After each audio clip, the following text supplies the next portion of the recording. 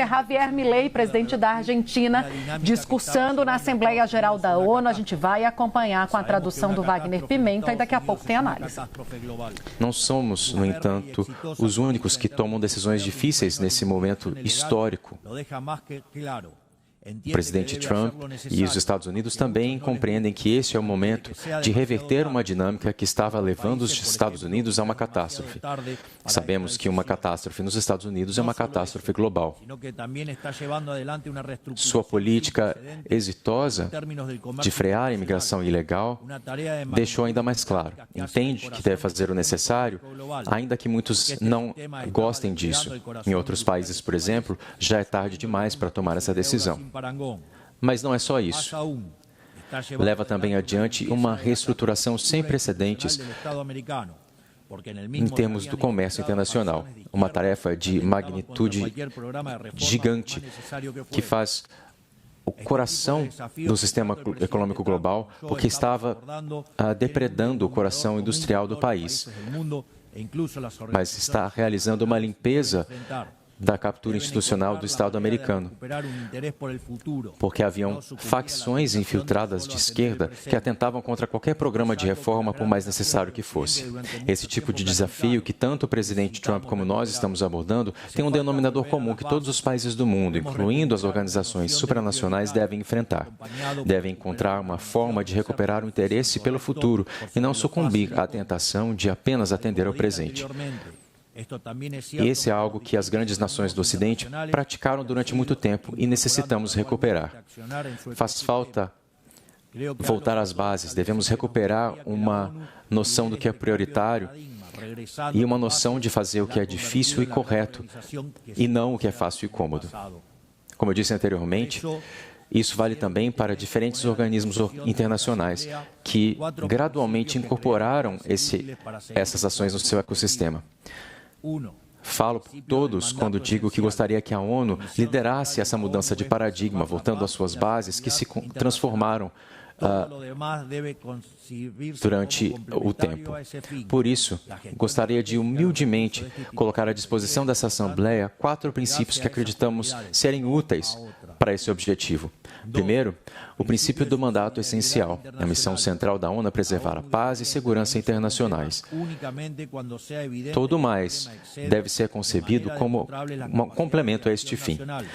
A gestão estratégica dos recursos dessa instituição requer, por entanto, se apegar a essas prioridades e não a nenhuma outra. 2, o princípio da subsidiariedade internacional. A ONU deveria intervir sobre um tema apenas como é evidente que o problema excede de maneira demonstrável as capacidades de ação nacional em todos os demais casos, devolver a iniciativa aos Estados, que são aqueles que têm a sua legitimidade democrática. 3, o princípio da eficiência institucional. Assim como a Argentina deu início a um processo de otimização do Estado, eliminando estruturas redundantes e devolvendo recursos aos contribuintes, entendemos que a ONU deveria seguir um caminho semelhante. Isso implica a realização de auditorias confiáveis, o fim de programas ineficazes, a consolidação de agências únicas e um financiamento condicionado a resultados verificáveis. E 4, o princípio de simplificação e racionalização normativa. A paz não é apenas ausência de conflito, ela requer sociedades prósperas. A cooperação internacional não deve se transformar em um obstáculo para o crescimento econômico e a geração de oportunidades. Por isso, devemos apoiar apenas iniciativas que não restringam a capacidade dos Estados de liberarem sua força produtiva, atrair investimento e fomentar o comércio, que são o caminho mais exitoso para reduzir a pobreza. Cremos que esses 4 princípios seriam grandes valores para reformular essa organização e, então, que os resultados palpáveis sejam trazidos ao longo do tempo. Para finalizar, gostaria de recobrar 4 questões simples e de vital importância para a República Argentina. Em primeiro lugar, reiterar o nosso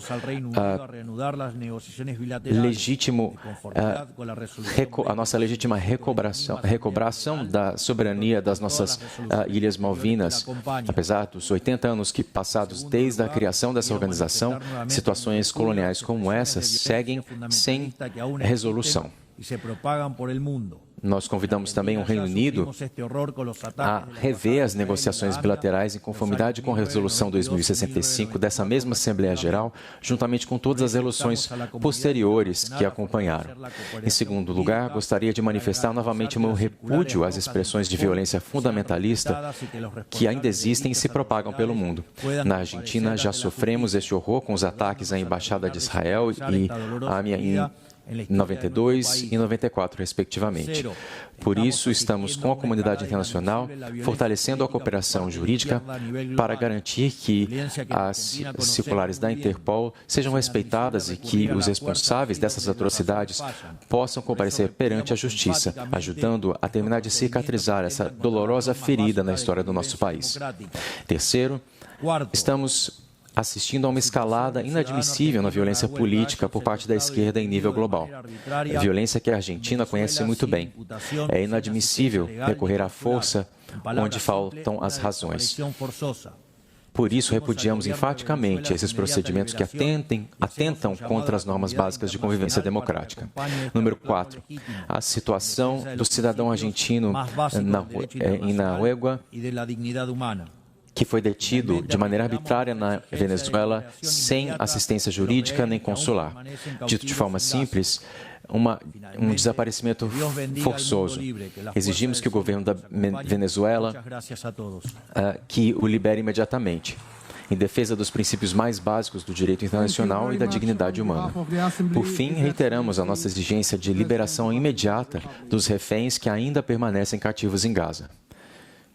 E, por fim, que Deus abençoe o mundo livre, que a força dos céus nos acompanhe. Muito obrigado a todos.